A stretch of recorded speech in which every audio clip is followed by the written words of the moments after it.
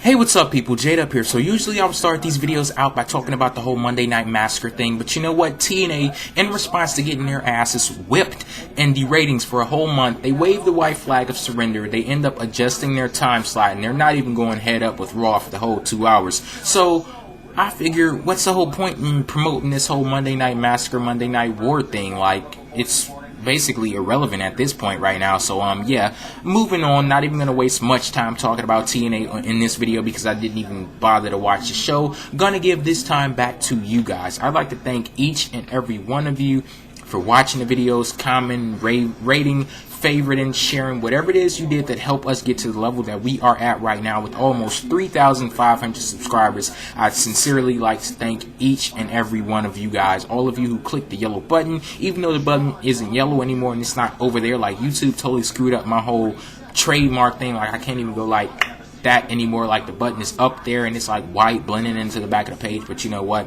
whatever, moving on. Like I said, thank you so much all of you guys that subscribed, and you know, let's keep the channel rolling. I'm going for that #1 spot and I'm not stopping until I get there, and thanks for coming along for the ride.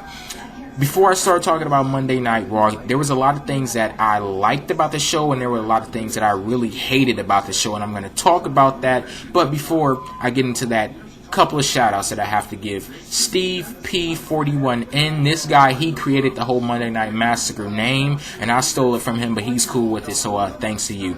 RCW HD, Starry Nova, Sandura Elite, Ty 1822, King Khalil 13, Beantown Boy 90, Alex K Groovebox, Hardcore Rob. This guy, he described HBK as a boring, overrated, unentertaining old man who needs to go to TNA because he'd fit right in with the rest of the old fucks. Like, he described HBK as this, like, right after he retired. So we're gonna try to get him to call into the PWTR show. If you have any opposing opinions, you call in to give him a piece of your mind. So yeah, thanks to Rob and the rest of the guys that I gave shout and the girls that I gave shout out to. On to Monday Night Raw. Gonna start off with the things that I liked about this show. I'll talk about that at the end of the video, but yeah, one thing that I liked about this show, WWE building up new stars. I know a lot of people, they criticize WWE, me being one of them, for them not building up new stars properly, but when they do, I'm going to give them credit for it. I love what they're doing with the Miz right now, and they're finally starting to give a push to the Hart Dynasty. They have them paired up with Bret Hart. I think this is the best thing that ever happened to the Hart Dynasty. They went from heels to faces within like a snap of a finger, and yeah, David Hart Smith, he had a match with the Miz on Raw. Before the match, the Miz gave an excellent promo. I'm telling you guys, like I say this every week on my live show, and a lot of people ask the question, are you joking, JayDub? No, what I'm about to say, I'm 100% serious. The Miz, he is a future world champion.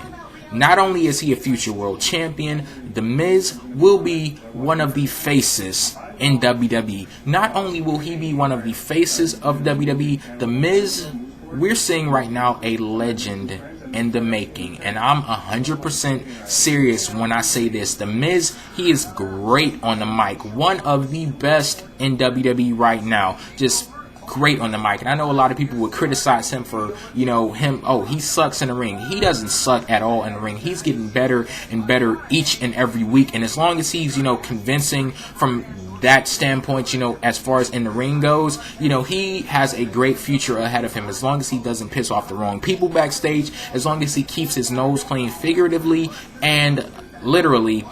He, you know, has immense potential in WWE, and the sky is the limit, because with the Miz, you know, he isn't the best in the ring, I'll say that right now, but he has something that you can't manufacture, a personality. He commands attention. He has charisma. You see in TNA right now with AJ Styles, they're trying to manufacture a personality for him. They're trying to manufacture charisma, and they know that a personality, charisma, is what you need to be known as a megastar. AJ Styles, he's great in the ring, but he doesn't cut it on the mic at all, and they're trying to manufacture that, and it's not working. With the Miz, you can always teach somebody to wrestle, but you can't teach him to have charisma. You either have it or you don't. The Miz does. He's a future star.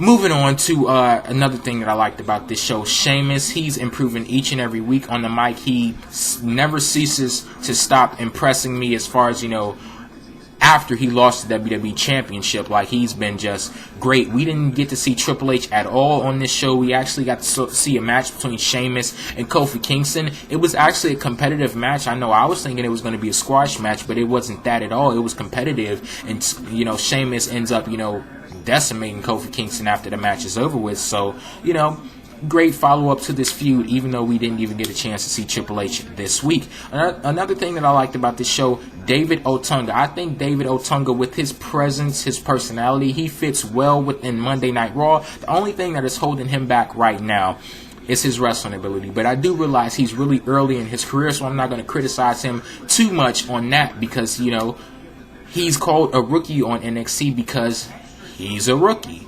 and I don't even think he has to win the show at this point. Like, he still has a great future, planned for him in WWE, as I can see, because he's in a match with the WWE champion, even though he got completely squashed in the match. But, yeah, I don't even think he needs to win NXT. I think he'll still have a bright future ahead of him.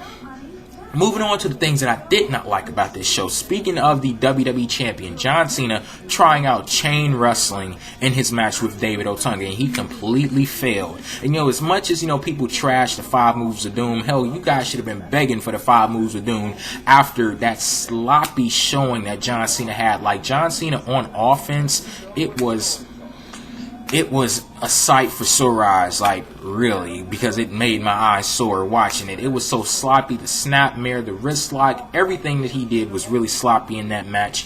Even the STF, as many times that he's done that, it was really sloppy. I don't know if it was his fault or David Otunga's fault because, like I said, he's inexperienced, but either way, it was a really sloppy match. Moving on. Same thing I complain about each week, celebrity guest hosting and the Divas. I didn't complain about the celebrity guest host last week, but I'm going to complain about it this week. This is people's criticism. It was greatly exhibited on this episode. The celebrity guest hosts, they come in there and they make a joke out of stuff. Like David Hasselhoff, at the beginning of the show, he announces a main event for the upcoming Extreme Rules pay-per-view, Jack Swagger versus Randy Orton for the World Heavyweight Championship. But I almost missed the announcement because he's sitting there and he's like making a joke about a serious, a legit match. He's like, oh, Jackie Swagger defending his championship versus Randy Orton. I'm like, you just mowed over that whole damn announcement. Something that could have been big, you just rolled right over it. And yeah, they did the whole Baywatch, Beach Babe, Bikini Battle Brawl, or whatever the hell it was with the Divas. And that's my next criticism, the Divas. Like I said last week, they don't give a damn about booking the Divas correctly, so I'm not going to give a damn about, criticizing them efficiently. Moving on to the next thing, they sucked once again this week. Oh, and Eve is your new Divas champion. I would have a lot of criticisms on that, but at this point, what do you really expect from the Divas? So I can't even say, oh, I expected Eve to be built up better than she was going into a championship, but you know what? No logic work when it comes to the WWE Divas, so moving on. Another thing that I didn't like about this show, the main event, Randy Orton and Batista, it was kind of, stale. I was expecting a little bit more from this main event, and I really think that Randy Orton, he may be moving to SmackDown after the draft because I'm not seeing anything with him on Raw. Like, this may be why, like I said last week, he's not really doing anything. We don't really see him featured. Like, we know he's no longer a heel, 100% heel, but we don't know what Randy Orton is doing right now. So I'm thinking that maybe they're not putting him into a feud because they're expecting to move him off of SmackDown, onto SmackDown after the draft. And I think that would be a great move for Randy Orton. I'd love to see, what the future holds for him in this new character. But yeah, I can't bear to see him just there. They have to strike while the iron is hot, and I really think they're missing out on an opportunity right now. And speaking of SmackDown, it will be moving networks in the fall. It'll be moving from the horrible Mike Network TV to SyFy. I'll talk about that in another video. Yeah, I'll end this one right now. Raw overall, it was a taped show, but I thought overall it kind of, I'm not even going to mince words. It sucked. For the most part, it really did. The things that I loved about that show, it couldn't, overpower the things that I didn't like about the show. But the Miz, he was the best thing on this show. And yeah, I guess that's it for this video. We have a couple of matches booked for Extreme Rules. I'll talk about that later on. World Heavyweight Championship, Jack Swagger versus Randy Orton. Oh, a lot of people, you know, they would say, oh, WWE is so predictable. It's going to be a triple threat match. Jack Swagger versus Edge versus Chris Jericho. Oh, WWE is so predictable. Well, they come out of this, you know, out of nowhere. I really didn't expect this to happen. I don't know about you guys, you know, with your crystal balls and stuff, you know, some of you. But, yeah, John Cena, Batista, Last Man Standing, Triple H, Sheamus, Street Fight, Rey Mysterio versus CM Punk. And, yeah, I guess I'll end this video right here. I am JayDub.